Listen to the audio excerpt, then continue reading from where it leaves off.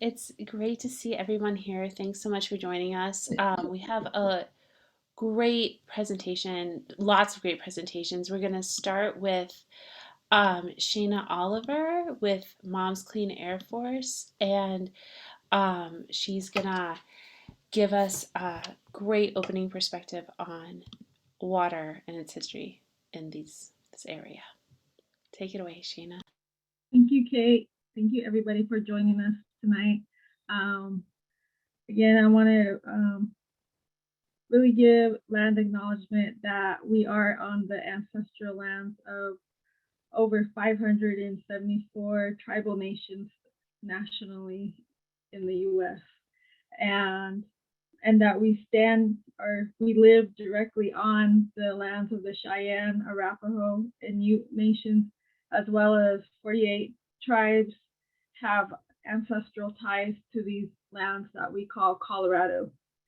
And my name is Shayna Oliver, and I am originally from the Navajo Reservation, and I am a tribal affiliate. And most importantly, I am a mother of four, and we are the descendants and the survivors of the genocide known as the Indian Removal Act, and known to the Nez as the Long Walk of the Navajo. And we know historically we are impacted by environmental racist policies, laws, and regulations that have allowed harm to come to our communities as Indigenous people. And we are still fighting for our rights as Indigenous people. And that's why it's important to support Indigenous people's perspectives, especially what's going on here in Colorado has a lot to do with historical trauma, as well as the history of the Sand Creek Massacre, which was the genocide inflicted on the Cheyenne, Arapaho, and Ute people that were living in this area that we call the Denver metro area. And along that name, that name is also the name of the Sand Creek River that goes along the Suncor refinery, as well as the Cherokee gas plant, Phillips 66, um, and many other toxic industries that sit along the Sand Creek River, as well as the South Platte River, which is utilized by the community here. And when we look at these communities, many people are like still unaware of Indigenous people and where they lived. And if we looked at every waterway, every city, you are on ancestral lands of Indigenous First Nations people that have ancestral ties to these waters. And these waters hold memory. And a part of that memory is that Sand Creek massacre that happened. And it continues today with these industries being allowed to pollute our water and pollute our communities, because a lot of our community members of the native community here even are gentrified to live in along these toxic areas that have disproportionately amounts of toxic air, as well as contaminants in our water, um, such as Suncor is allowed to dump PFAS waste water after taking the water from our communities for oil and gas. Many uses they use our fresh waters for oil and gas development. There's little talk about how much of impact oil and gas has on our water, and how that is being protected. And to the tribes, especially the Navajo Nation, not just my tribe, but over 24 tribes are impacted by the Colorado River is that comes through the lower parts of Wyoming all the way through Colorado and filters out into 7 states. And those um, over 24 tribal communities that have ancestral knowledge of the Colorado River. And this is known as the bloodline of the West. And many of our tribes have ancestral, traditional, ecological knowledge of these rivers. And we're seeing a drastic impact in our communities where we've seen consistently droughts year after year. And this year they're seeing historic lows of Lake Powell, which is on the Navajo Reservation. And this is not just impacting that tribal communities, but also rural communities throughout southern Colorado, where we have a lot of agriculture. We have a lot of other new cities that have been developed and are in need of water. We're seeing that co-relationship of the impacts of environmental racist policies that have been really to inflict harm and extract capitalism from tribal lands that were stolen through basically through manipulation of governments and how they create policies. And we're seeing that today where we create policy and then we need to create policy for another policy that we create. And it continues to be that situation where we have to be faced in these circumstances as Indigenous people where we're still not being acknowledged of our Indigenous rights to these lands. And because of these laws and policies, communities are harmed as well.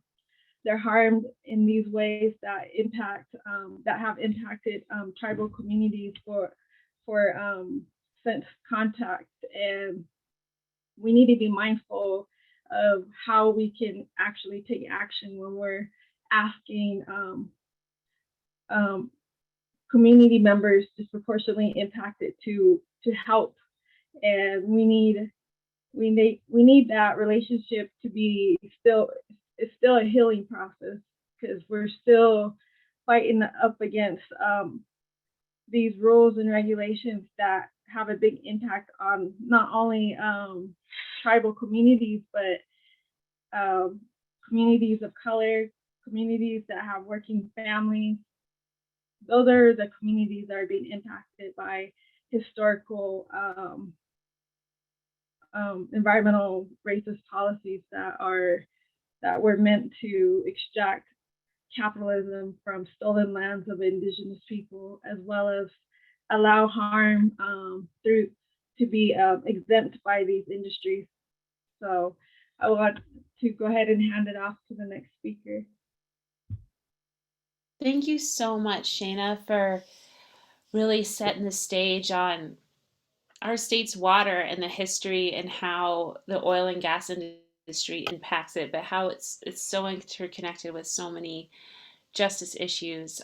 Before I introduce our next wonderful speaker, I remembered something that we were going to talk about that we forgot, which was our timekeeper, Lori, has a little bell that if you hear it, just, Lori, do you want to give an example just in case anybody starts going? We're trying to keep it within our window.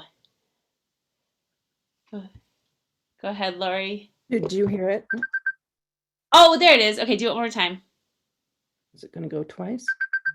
There you go. That's Lori's bell. So if you hear that, that's just or trying to be polite. 2-minute warning. It's a 2-minute warning. Okay. Thanks so much, Lori. And thanks so much, Shana. Our next speaker is Renee Chacon. She is on the Environmental Justice Task Force, and she's also a co-chair of the Equity Analysis Committee. She is a co-founder of Women from the Mountain, and she is here to give us more of the water perspective and also specifically around Suncor. Thanks so much for being here, Renee. Hello, Kwali Yowali. Good evening, gentle evening. Yes, I am co-founder with my prima and sister friend Micaela Ironshell Dominguez for Women from the Mountain. We fight nationally and internationally for environmental justice. We related to missing and murdered Indigenous relatives and the predatory natures and behaviors that are around extractive industries, especially for Indigenous communities that have been for a very long time. Indigenous communities have been some of the first communities impacted by extractive industries, and not just what we call resources, but our sources of life. We recognize that in order to truly live in balance with the biosphere, you need to be able to be restorative and understand what is life-giving in that space. A lot of communities where I live now in Commerce City, before it was Commerce City, it was Commerce Town. Before that, it was Irondale. Before that, it was Henderson. And before that, it was the land of the Ute, the Cheyenne, the Arapaho, the Shoshone, and the Kiowa, as Shana mentioned. Where I live right now towards Brighton and Henderson was actually the Green Belt. And I do live on the space where it is Sand Creek and South Platte. Now, the South Platte supplies the entire eastern region of Colorado of its water and the agricultural spaces, and that's exactly where Suncor is. Suncor is line 1. It actually connects on Highway 85, which I live right off of, connects Canada to Mexico through the trucking system. Suncor before that was Conoco. So to know all these historical contexts, to have this type of cultural sensitivity and to have this type of trauma sensitivity is going to be key when we're talking about water. The reason is because right now Suncor has and is already been found to have used PFAS in its water alone. PFAS is forever chemicals. The type of issues that this causes in your body alone is circulatory and respiratory issues. Respiratory issues do connect to our air, but also to our water. So it's understanding that a lot of these elements are completely connected, and how have these created cumulative impacts to the health and safety for disproportionately impacted communities, starting with Indigenous communities. PFAS has been used since the 1940s in nonstick cookware and so many other things. Now, to be finding it in water, we need to recognize all of us have PFAS or some form of particulate pollution or even plastics in our blood right now. We are born and living in pollution, and our children will be born in pollution. Do not get overwhelmed with this understanding, but legitimately get empowered. I always tell people to move from apathy to empathy to motivation. It's legitimately understanding that what is happening in Commerce City, what has been happening for several decades, is now happening to everybody. And water is life. We need to preserve our sources of life. We need to be restorative. There are forms of restorative justice in these spaces. And it does take communities little by little to unite in understanding this.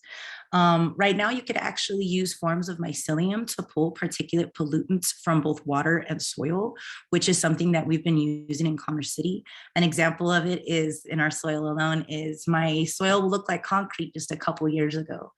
And we've been using spores for about the past 2 years. It's as dark as my hair. And things that grow out of it no longer taste like cement, but legitimately start tasting like squash and corn and the things that grow here, especially the Three Sisters on Indigenous homelands. So I ask that you look at state, federal, and industry agencies no longer as these large encompassing entities. They are made of individuals that know the difference between right and wrong and know how to decipher it. And if they don't, they should not be in leadership.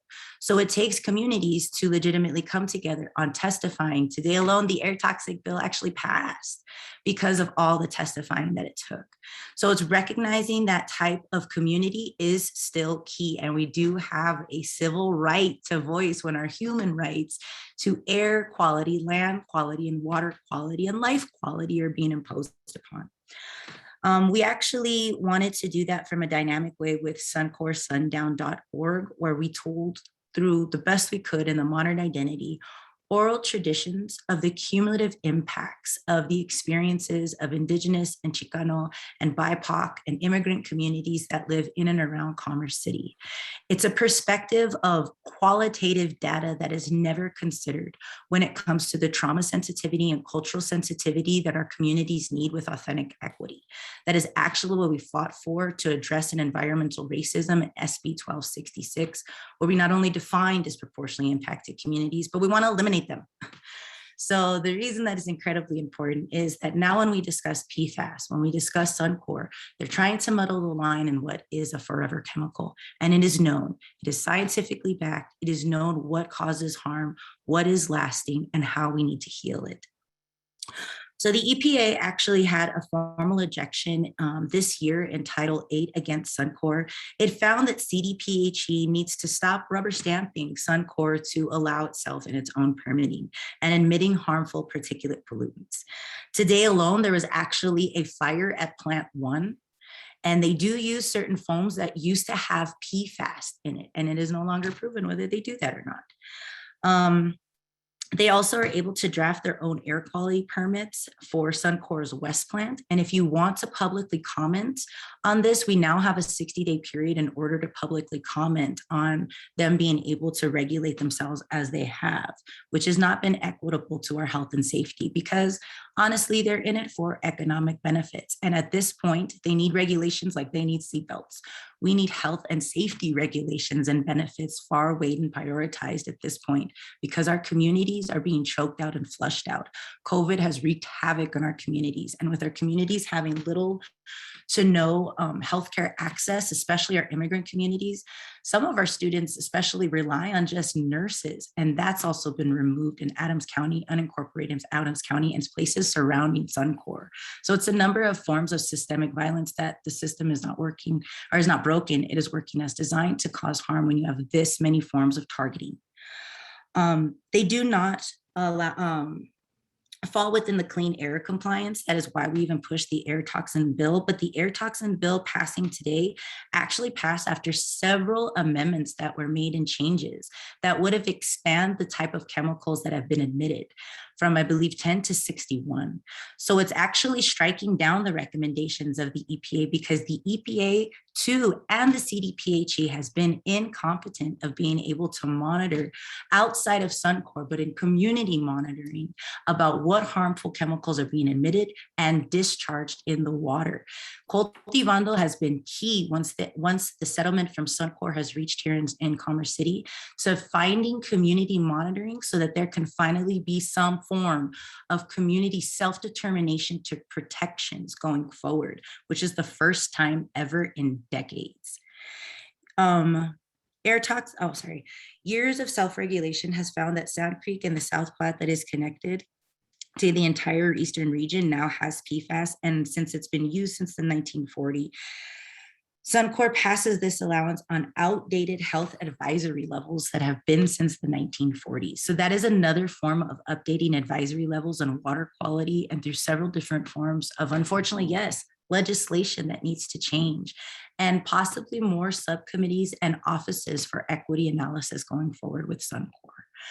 So the work that I do now in the Environmental Justice Action Task Force is the co-chair of equity analysis. Equity analysis now needs to be long-term funded and in every form of both the CDPHE, the EPA, and even here in the Office of Missing and Murdered Indigenous Relatives, because all of these cumulative impacts have been, like I said, incompetent to cultural and trauma sensitivity to both the particulate pollutants in our air, our water, our land, and our soil, and our communities, but has also contributed to a number of human trafficking issues in and around our roadways for decades. It's recognizing that all these forms is how you kill disproportionately impacted communities, but it's also a way that we can recognize little by little in communities where there are both protection gaps and data gaps for our future generations to empower themselves. My husband works in solar energy alone. I myself also work in forms of restorative justice. And there are many communities altogether that if we recognize that Indigenous communities and communities that have survived systems of harm know how to determine now going forward health and safety equity, we will be able to help heal all of us together. So what I'm saying as a gardener, if you legitimately go to your weakest plants and start to heal them first, the rest of your garden is going to flourish. We need to recognize that in our biosphere, that we need to help the communities that have been most impacted by several forms of particulate pollution, specifically starting with our water. Water is key. And as you will hear from many other amazing panelists that live in Commerce City, it has been long overdue that they've not even had access to clean water for their families, which is a huge issue for the growth and safety for our future generations that, yes, in Indigenous communities, we hold sacred in every form of our sources of life. So I'm very grateful to be included in this panel. In any way that you would like to comment in the 60-day panel going forward with Suncor. If you would like to sign up, I would like to forward any of those issues. If you would like to support the Office of Missing and Murdered Indigenous Relatives, please call your Lieutenant Governor to not change the bill there, but to support as is for community self-determinations and protections. And if you'd like to go forward and seeing how our community is connected, please look up suncorsundown.org and how we can also cover your story to actually bring changes and you being able to bring protections to your community from your self-determination. So I hope that was a bit of a background into Suncor and Commerce City. Any way that I can expand the narrative for restorative justice and equity, please do reach out. And I'm grateful to be in this space. Thank you so much, Renee. We really appreciate it. I dropped links into the chat for the Sundown Suncor website you mentioned with that amazing film and Or sundown. Sundown. Yes, I just put it in the sundownsuncor.org. Suncor Sundown. Suncorsundown.org is in the chat. I'll put it in again. And then also, if anyone has any questions, feel free to drop them in the chat. And I wanted to remind everybody, and I'm trying to do this too, is to pause for our interpreters between thoughts. That will help them. And that is a very hard thing for me to do, but I'm trying right now. So thank you so much, Renee. And Renee was talking about Cultivando, which got a grant from the Suncor refinery. Well, Suncor got fined because they've been polluting for so long. And some of that money went to Cultivando for their community air monitoring program. And one of the Cultivando promotoras is here with us tonight. She also lives in Commerce City and can speak more to what it's like when you don't know if you can drink your water. So I'd like to introduce Laura Martinez. Are you here, Laura? Yes, hi. Okay, hi. Thanks so much for joining us, and thanks for sharing some of your experience with living near the impacts of Suncor.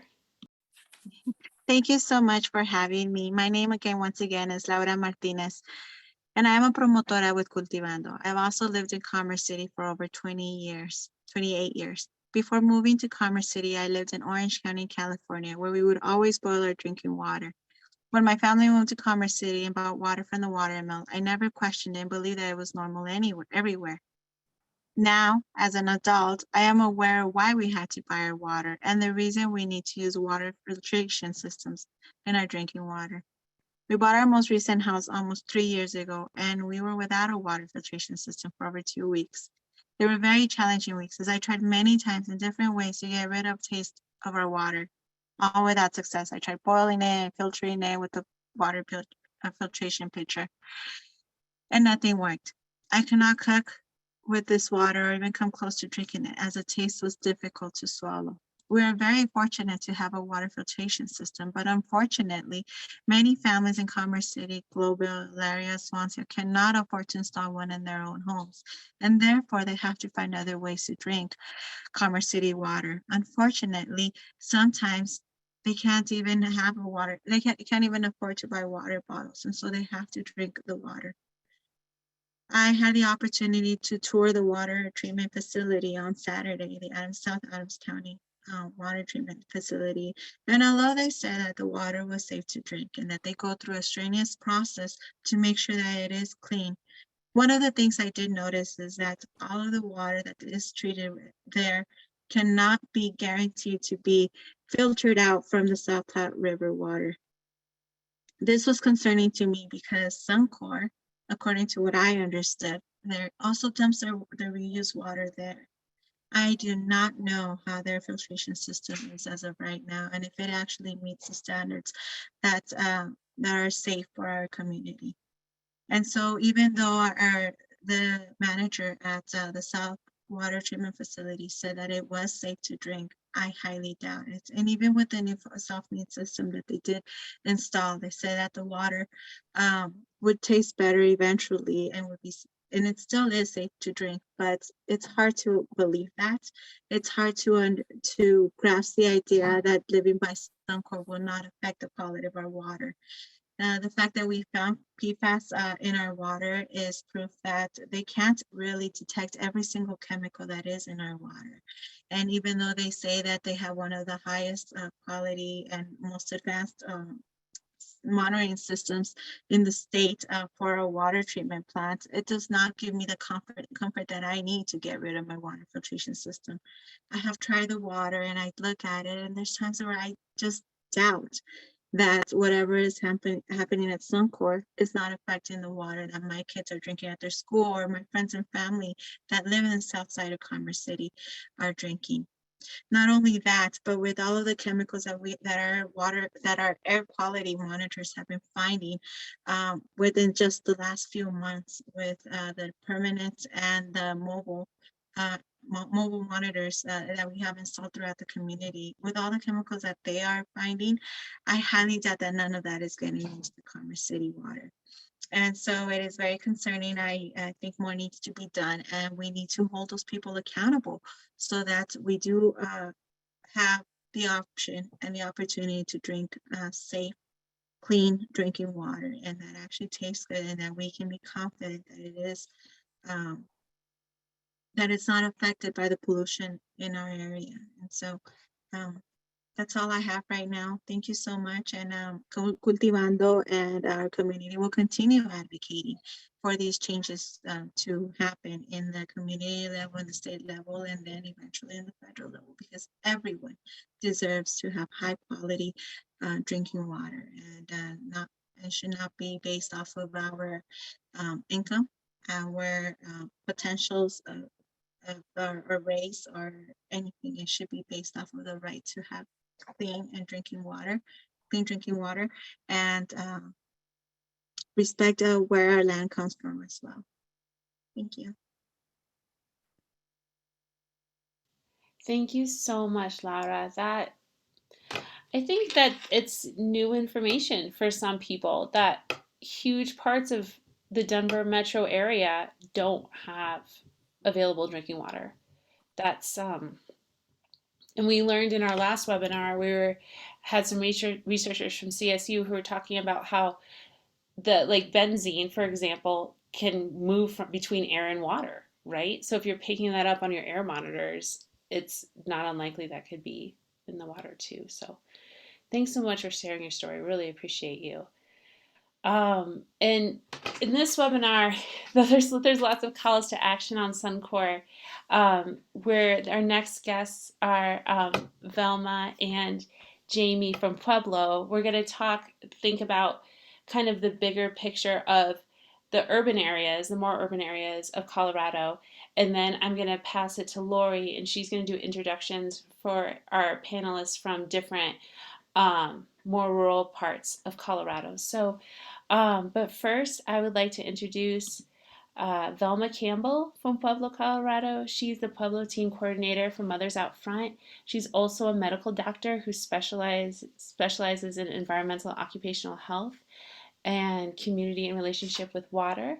And I think Jamie Valdez, our coordinator from Mothers Out Front, who's also from Pueblo, is here today too. And I think that Jamie's also on the Environmental Justice Task Force.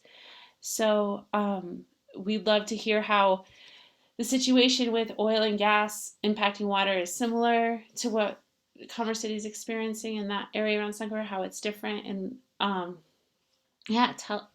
talk to us. Where's Velma and Jamie? Okay.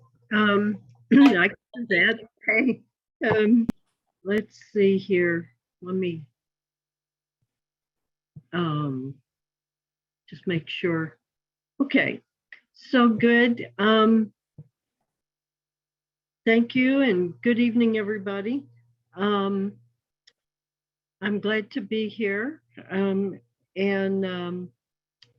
as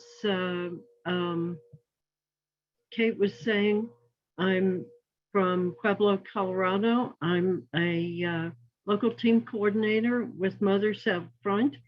I'm a medical doctor. I specialize in public health, with occupational and environmental health being my particular fields. But today we're going to be talking to you more about our community and our environmental justice relationship with water and with heavy industry and oil and gas industries as it comes to our community.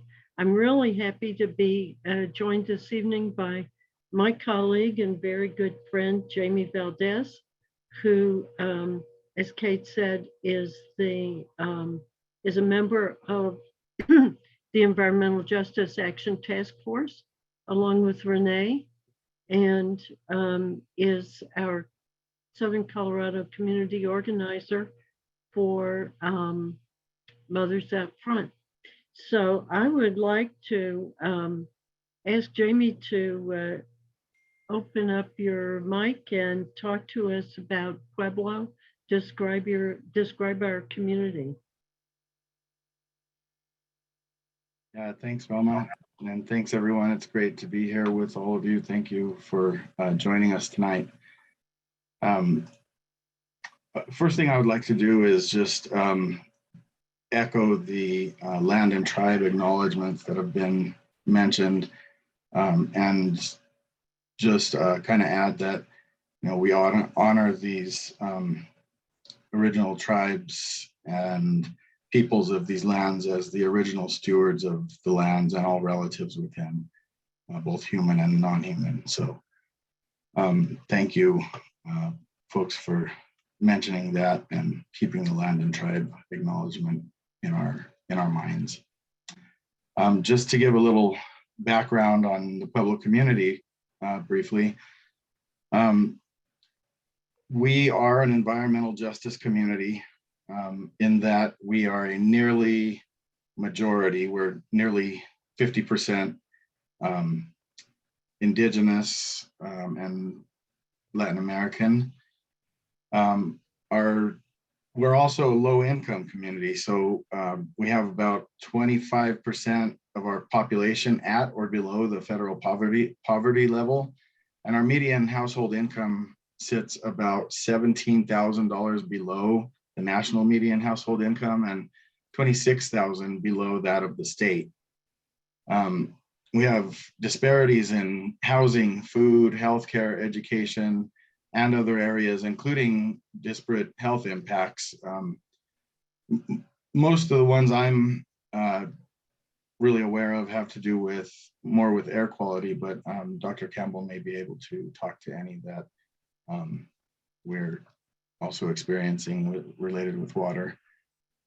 Pueblo's history is intertwined with water. We have multiple rivers and streams, all of which have pollution issues, and that includes the Arkansas. Most of the rivers and streams in the area are, I think all of them actually are tributaries to the Arkansas River, now that I think about it. And there are a significant number of people in our area who don't have access to safe drinking water, including unhoused people, people with private wells that haven't been tested, and poor people whose water is cut off. And then we've got climate impacts that are complicating all of this, including the mega drought that has lasted for more than 20 years and is currently impacting the entire Western United States. Pueblo is a sacrifice zone. We've been used as a sacrifice zone for bottom of the barrel polluting industries. that other communities by and large don't want, that come into our community and offer, or they promise us good jobs and economic boom or boosts. And what it really works out to be is an exploitive relationship, really kind of a colonialist relationship where they come in and they sell us a lie. That lie being that we have to trade our health and environment for jobs and a stable economy. And in reality, the jobs are few and far between. And the economy, we have yet to see anything even resembling economic prosperity. We're really just barely scratching the surface at stability. We don't have a lot of the direct links to oil and gas contamination that a lot of other communities do.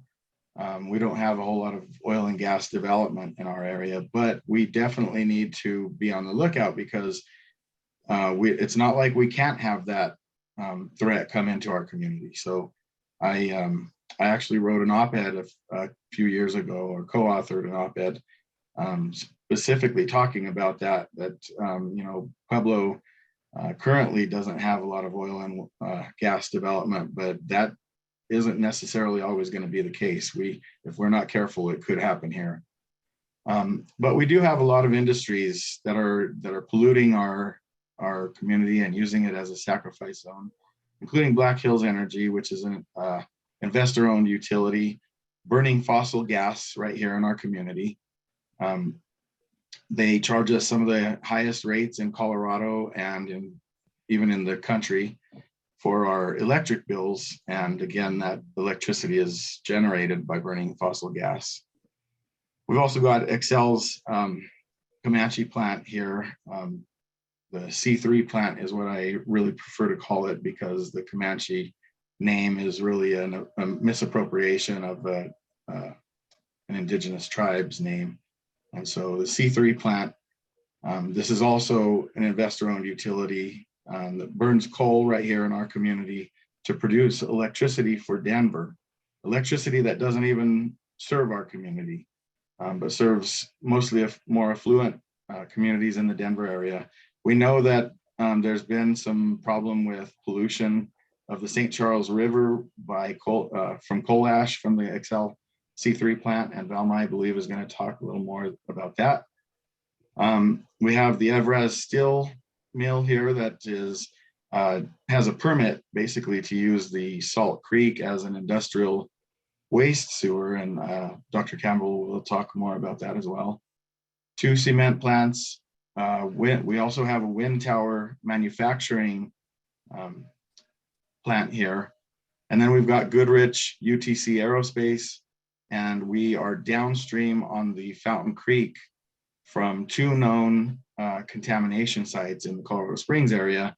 And the Fountain Creek has been tested and found to be the body of surface water in the state most highly contaminated with PFAS. And I believe Velma's going to touch some more on that. So I'm going to go ahead and turn it back over to Dr. Campbell to give us some more details. Thanks, Jamie. I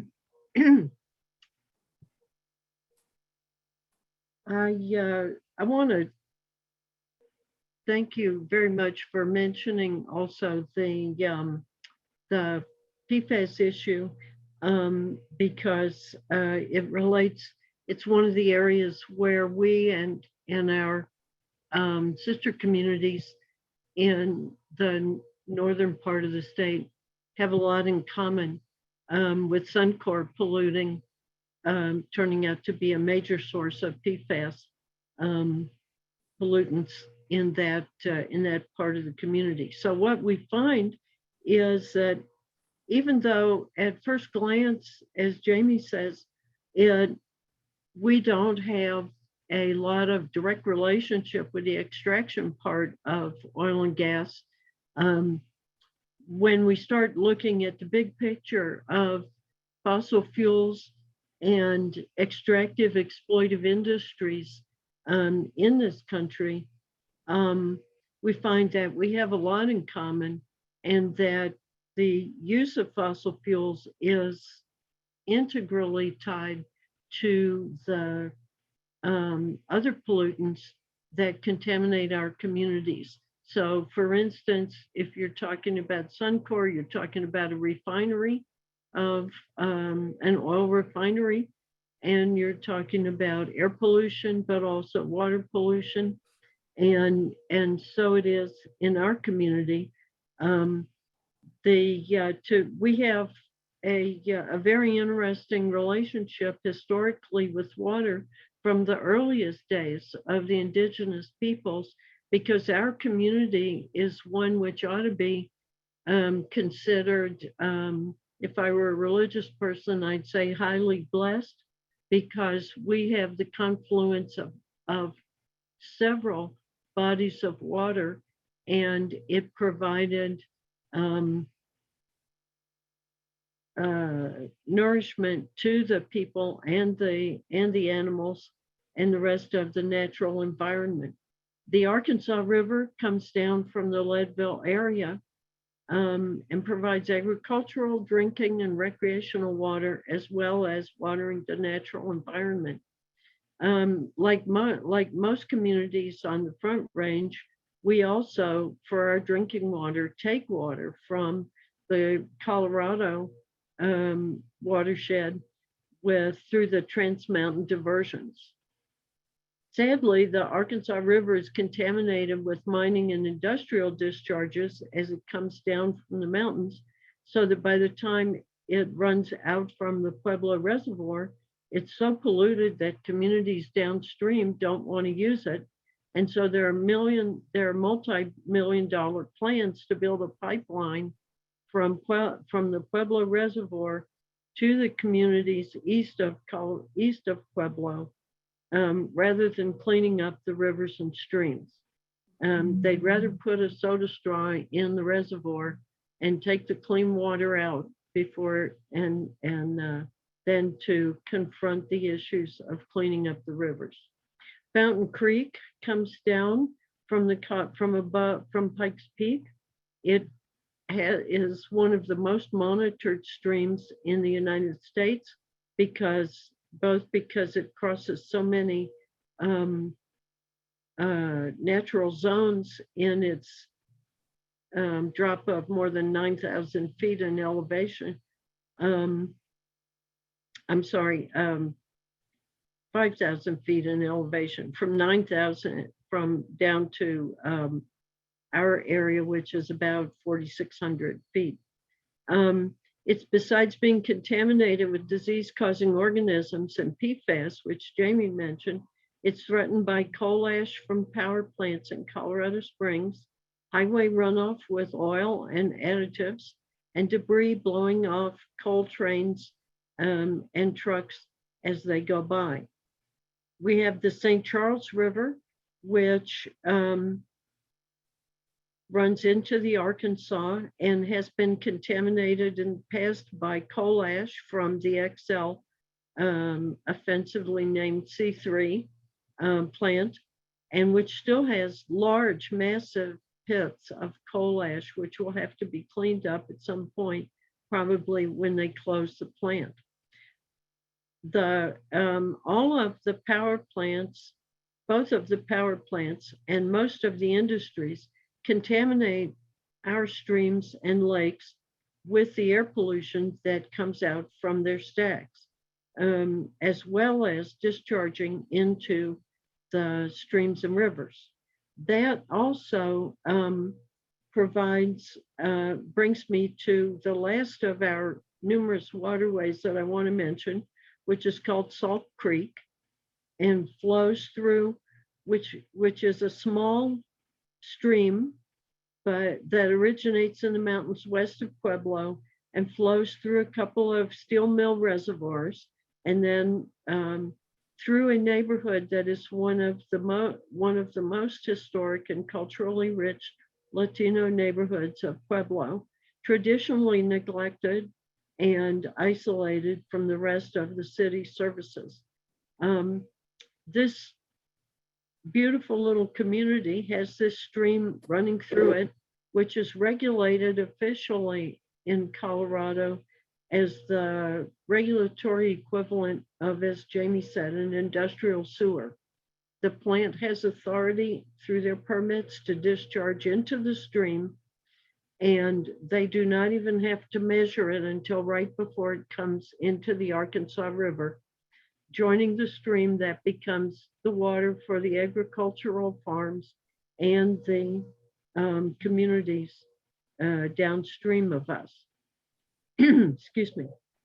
Pueblo is, in fact, a community that involves both urban and rural aspects. We have small farming communities that run east of town, all the way to the Kansas border, although they leave Pueblo County about 30 or 40 miles east of us. And so as we begin to hear more about the rural communities in later talks, remember the agricultural irrigation and the farms that draw their drinking water from wells. The climate and fossil fuel factors are cycles. The problems that begin with the exploitive extractive industries in parts of our states spread to affect the rest of us with industrial uses and energy generation, all of which need to be managed and corrected by ending fossil fuel use, but also ending the exploitive exclusionary relationships with the communities that are impacted. So I could go on for an extended period of time, but I think I'll just turn to Jamie and see if there's anything you'd like to say in closing.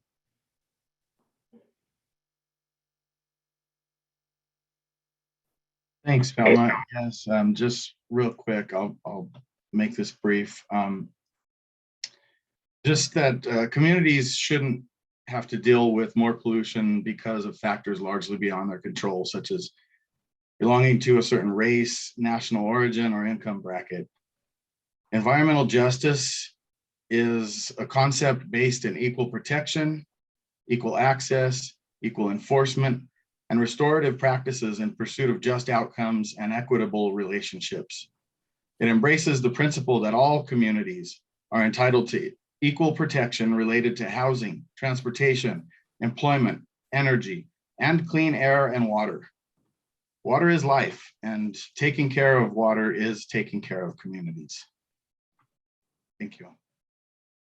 Thank you. Thank you both so much and to all our presenters who have spoken so far. I just want to remind people something Renee said earlier is don't despair, get motivated. She said it more eloquently than I. And next Monday, we're going to be talking about actions we can take. So let's just keep that. Be kind to yourselves as we're with everyone and sharing their stories. And we'll be fighting the good fight with everyone here. So with that, I want to turn it over to Lori Brunswig, who it was her idea to get these series of webinars going in the first place. I'm very grateful to her. So take it away, Lori. Okay, thank you. I don't have anything particular to say, but I just want to introduce the next two speakers, Cheryl Myers and John Bryant, and they want to talk about. Cheryl wants to talk about the area where she lives, Northwest Colorado, and where there's been large produced water spill that has contaminated well water, I believe. And John Bryant is a fisherman, flat fisherman in Colorado, and he wants to talk about how climate change and oil and gas has changed the rivers and quality of rivers and the trout. So I'd like to have Cheryl.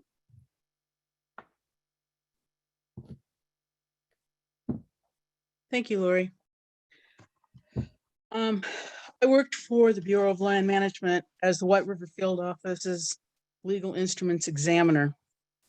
That means that I checked all incoming documents for what is called completeness. I checked applications for permit to drill locations against lease stipulations, such as winter range, habitat, or archaeological areas. The specialists had a boilerplate of conditions of approval they required operators to include with all of their APDs, applications for permit to drill. I checked those over. I looked at drilling programs for obvious errors. I'm not an engineer. And the reclamation plans. I was hired away by the private sector. The company sold out a few months later, at which time I hung out my own shingle.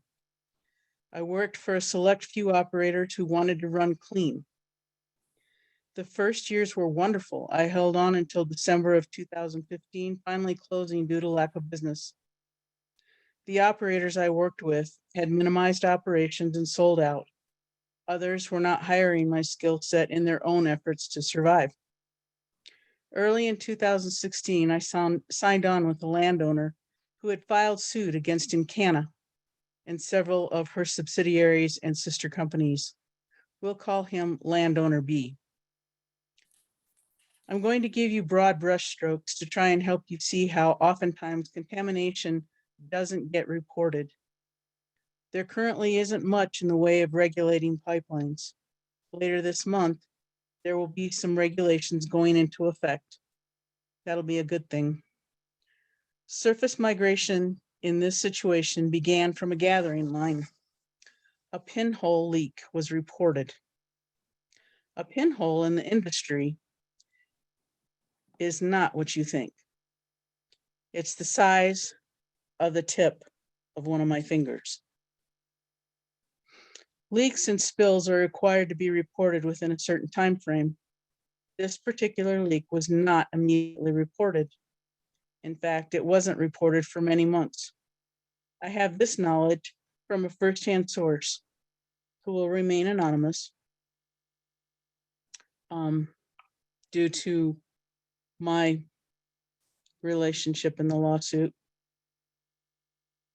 Contaminants first appeared in a spring-fed stock pond on private landowner A's property. In a transaction under which Encana required that landowner to non-disclose the settlement, the offending operator, Encana, bought out this property. I'm sorry, I'm having to do this. From landowner A's stock pond, the contaminants migrated via a surface waterway, and additionally via subterranean routes onto landowner B's property and into springs. Some of the contamination traveled in the surface waterway to a larger waterway and then into the White River. Can you guess where it goes from there? What happened to the rest of the contaminants? They went subterranean. Traveling along a shelf of rock, they would encounter a fissure and go deeper by fractions of an inch or many feet before traveling on through the drainage on the next rock shelf to the next fissure. Gathering lines are not reported to COGCC until there's a leak. BLM and county entities rely on COGCC information and operator self-reporting. Even when an operator does report to them, official personnel rarely go on site to actually see what happened. There just isn't enough manpower, even if somebody could get on site in a matter of minutes, rather than the hours it takes in Rio Blanco County. This is true for most, if not all, Colorado counties. This particular location from downtown Meeker, which is huge, you know, out to this particular location is a 4-hour commute. I kid you not. Testing for contaminants entering the larger waterway at the water surface level will not provide complete information. The contamination that traveled through the subterranean routes would enter this next channel from a deeper point. Landowner B filed suit against Encana including subsidiaries and sister companies in 2017. The case was settled out of court with details of this settlement agreement also sealed. Landowner B retained the physical property and recently listed it for sale. The listing caught my attention. You'll notice that was random. I wasn't watching for it. I hadn't been involved in the industry for a number of years. I knew about the contamination in the lawsuit. When asked, the listing realtor denied knowledge of the contamination. Hopefully, any prospective buyer will do their due diligence before purchasing this property. In filing the suit, landowner B stated to me, directly to me, that the operator would be made to clean up the mess. It is interesting to me that the property is now listed for half of what landowner B stated that the operator had cost them in a lost sale, which was part of the basis for the suit to begin with. You're probably right.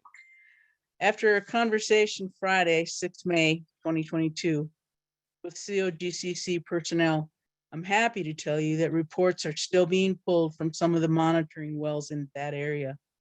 Until this conversation, I believed that they'd all been abandoned. I asked my contact to find out if information could be gleaned from a particular monitoring well, which is in the drainage just below the stock pond, where the contamination was first reported as being discovered. Encana just holds a special place in my heart. Reports have not been filed recently. He agreed to ask for the data and inform me of any findings. He also told me that COGCC has been pushing Encana to meet, well, it's not Encana anymore, but they've done a shell game, the operator to meet cleanup and mitigation goals. I am quite happy to hear this, as none of my research indicated ongoing work. Another happy result of this conversation is that we, he and I, realized there had to have been another leak due to the location of a contaminated spring I knew about. I previously couldn't figure out how the same contaminant mix surfaced in this particular spring. My COGCC contact wasn't aware of this contaminated spring, and I'd been too focused on the initial leak. I know enough to be aware of the issue, but I thought the contamination must be traveling laterally somehow. Geology and/or engineering knowledge that would be above my pay grade, in other words. Nobody else seemed to think the location of this contaminated spring was worth further consideration.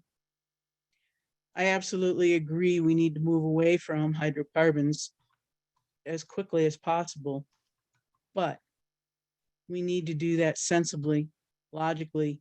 We need to have sustainable energy.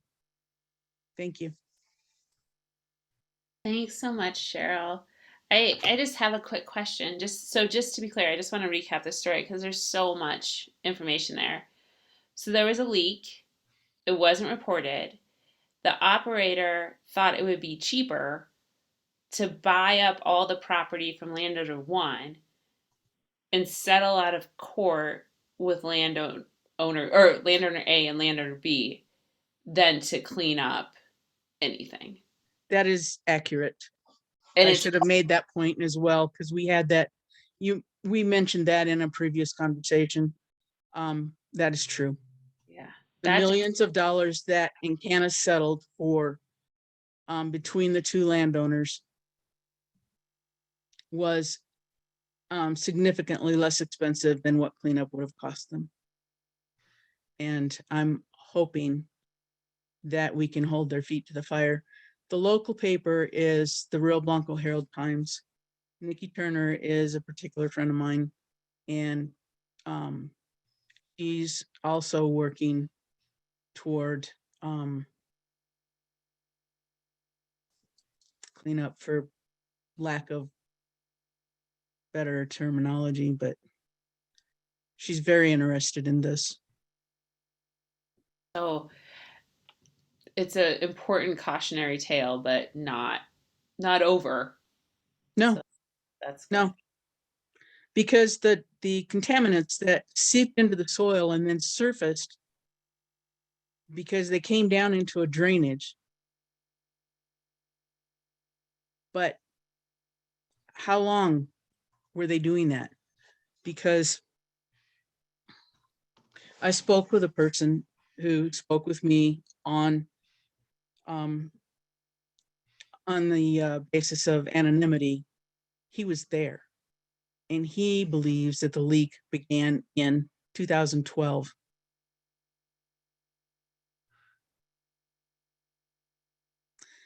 I told my contact in COGCC, and so he's going to research it. I can't divulge the name because of how I came about getting that name. But anyway, it's a point of focus that they can, look and see, how far back did it go. And I was trying to find information on after the lawsuit was settled, and I moved into town. Actually, I began destroying the documents that I had because they were old. I didn't need them, and I wish I hadn't, because there were estimated many barrels of contaminants leaked daily. And I wish I could put my hands on that documentation, but I'm not going to stop researching now that I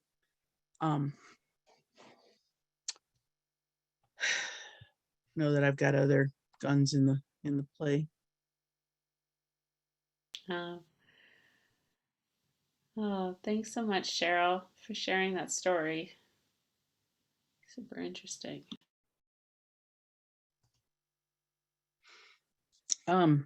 Any other questions, people?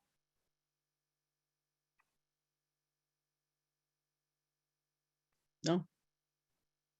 Velma? Yeah, I was just wondering about private wells and drinking water sources in the line of fire there from the underground transmission. There are not any others that I'm aware of except for the two private landowners, landowner A and B, who A no longer owns that property. Landowner B did retain possession of that property, but has listed it for sale. And as I mentioned, the realtor denied knowledge of the contamination. But both springs, and I think landowner B has a well also, were contaminated.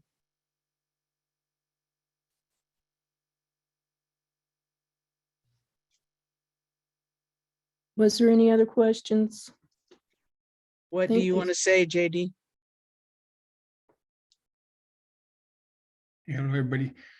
Hey, Okay. Cheryl, one thing I'd like to say is I appreciate your courage. I live in Weld County.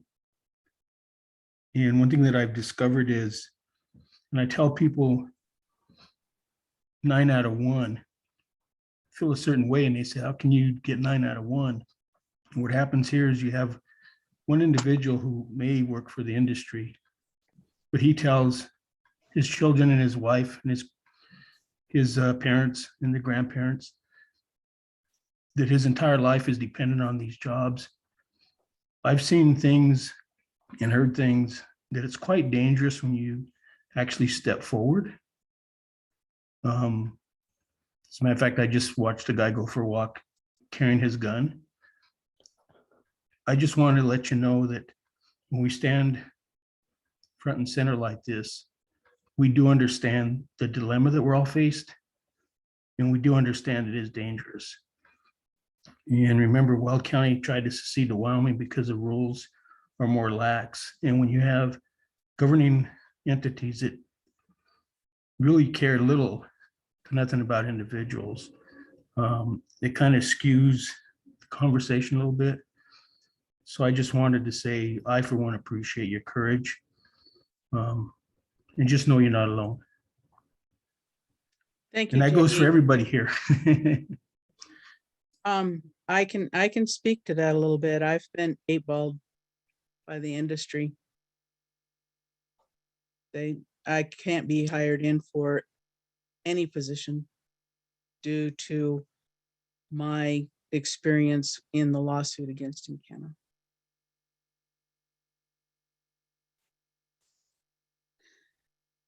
I can go back to work for the federal government. I enjoyed that position actually quite a bit. And probably could hire in with the county. But as far as working with industry, no. Thank you, JD. Thank you. I think we're ready to go on to John Bryant. John, are you ready? Ready or not, here I go, right? Yes. First, to clarify something, the mountains behind me are not in Colorado. Okay, just they don't look familiar to anybody. That would be the reason. So the last few weeks, I've been teaching 4th and 5th grade students about the importance of cold, clean water in our lakes, streams, and rivers. They learn the importance of aquatic insects like caddisflies and mayflies to the trout in the water, and how predators like eagles and mink depend on trout as a food source. They learn that in Colorado, the snow in the mountains is the main source of cold, clean water, and that is part of the circle of life. Starting in August of 2020, the Cameron Peak Fire burned for 4 months, spanning 209,000 acres in the Cache La Poudre watershed. It was considered a mega fire. Once uncommon, mega fires like the Cameron Peak Fire are becoming more frequent and destructive due to the effects of climate change caused by human activities like burning fossil fuel. Now, as if the spring runoff through the ash and debris left by the fire wasn't damaging enough to the Poudre, on Wednesday, July 21st, 2021, heavy rainfall caused a flash flood to rip through the drainage near Black Hollow Road. Massive amounts of ash and fire debris left debris piles for miles along the shore of the Poudre River and turned the clear waters murky and thick. The aquatic insects and the trout suffocated and died. Like the High Park fire before it, the Cameron Peak Fire burned both the trees and the material on the ground, which is a problem because it left bare soil exposed. Now, even a mild afternoon thunderstorm in the Poudre watershed can wash soil and ash into the river.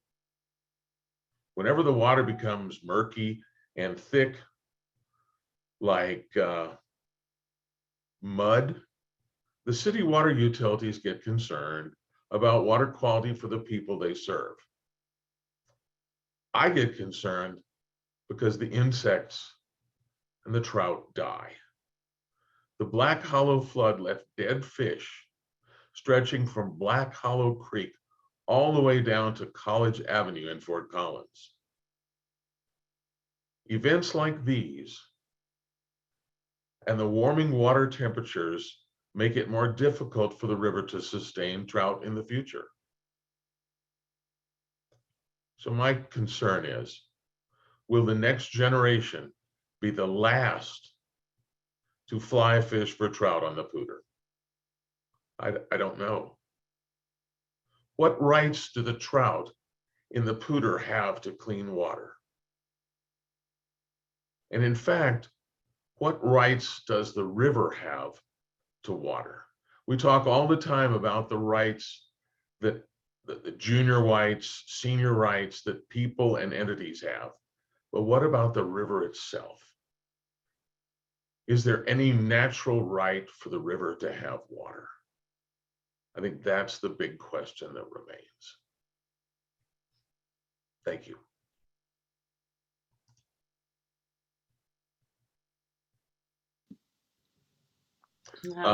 If anybody has any comments or question, I welcome them.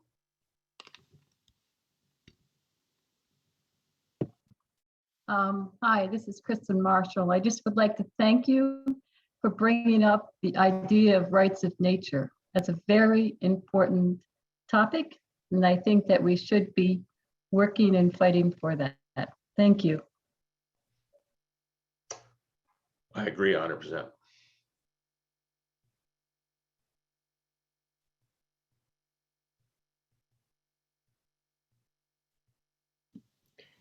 Thanks, Kristen. And thanks, John. And I see that Lori agrees. We've covered so much. Does anybody else have questions for John or any of our presenters?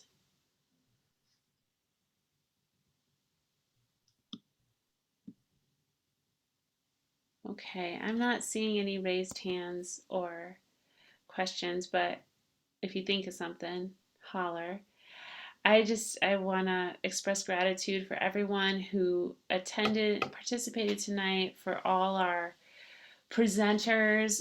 I am so grateful we got to hear from so many corners of our state, and we know that water connects all of us, and it's something we need to all work on together. So I hope to see anyone who can join next week, same time, same place, and we're going to talk about what we can do to collaborate and help protect our water. And because all of us, human, fish, all of us, we need it. So thanks everybody for joining us. We really appreciate you.